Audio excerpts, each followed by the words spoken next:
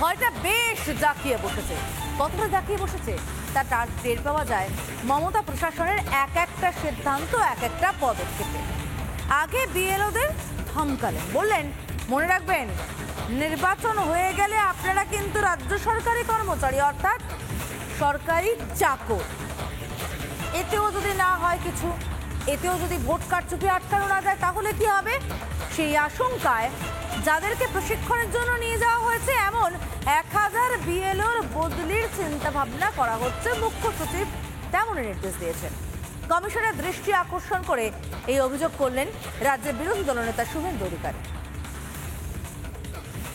মুখ্য সচিব রয়েছেন মনোজ পন্থ, তিনি তার মহারানীকে খুশি করার জন্য জেলা শাসকদেরকে ভারবেলি বলেছেন বিএলআরও যারা 1000 ট্রেনিং নিয়ে এসছেন তাদের পরিবর্তন করতে।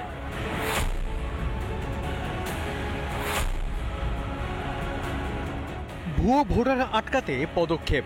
নির্বাচন কমিশনের কঠিন দাওয়ায় ভোটার তালিকার নিবিড় সংশোধন। এতেই গা জ্বালা তৃণমূলের। কতটা জ্বালা তা বোঝা গিয়েছে স্বয়ং মাননীয়ার প্রচ্ছন্ন হুমকিতে। ইলেকশন কমিশন তার নোটিফিকেশন যখন হবে ডেট অফ ইলেকশন, তখন থেকে এটা ইলেকশন কমিশনের আন্ডারে যায়। তার আগে স্টেট গভর্নমেন্ট, আবার ইলেকশনের পরেও স্টেট গভর্নমেন্ট। সুতরাং এটা মনে রাখবেন, আপনারা চাকরি করেন স্টেট গভর্নমেন্টের। এবার একেবারে চাঞ্চল্যকর অভিযোগ, দিল্লিতে ট্রেনিংয়ে যাওয়া বিএলওদের নাকি বদলির নির্দেশ দিয়েছে মমতা সরকার। এ নিয়ে সোশ্যাল মিডিয়ায় পোস্ট করেন রাজ্যের বিরোধী দলনেতা শুভেন্দু অধিকারী। লেখেন, সব সীমা লঙ্ঘন করেছে পশ্চিমবঙ্গ সরকার। প্রথমে মমতার নির্দেশে বিএলওদের প্রশিক্ষণে হস্তক্ষেপ, এখন 1000 বিএলওকে সরানোর নির্দেশ। মনোজ পন্থের মৌখিক নির্দেশ জেলা শাসকদের। এই নির্দেশ পালন কমিশনের নিয়ম লঙ্ঘন।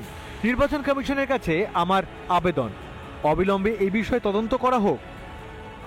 এতদিন আমরা এই মুখ্যমন্ত্রীকে নিয়ে জ্বলে পুড়ে মরছি বাংলার মানুষ। এবারে ইলেকশন কমিশন বুঝতে পারুক যে পশ্চিমবাংলায় এমন একটা মুখ্যমন্ত্রী আছেন, তিনি সংবিধানকেও মানেন না, ইলেকশন কমিশনকেও মানেন না। এর আগে শুভেন্দু অধিকারী আরও এক অভিযোগ করেছিলেন।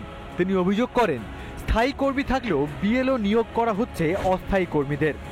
বিডিওদের একাংশের মদতেই এমন কাজ। এখানেও পার্মানেন্ট স্টাফ থাকা সত্ত্বেও ওই গ্রামে প্যারা টিচার, ভোকেশনাল পার্ট টাইমারকে বিএলও করেছে।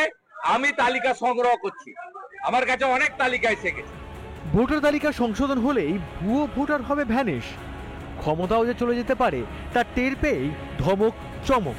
শেষমেশ সরকারি বন্দোবস্ত কাজে লাগিয়ে কি এবার বিএলওদের বদলির নির্দেশ? এসব করে কি আদৌ কাজ হবে মাননীয়া?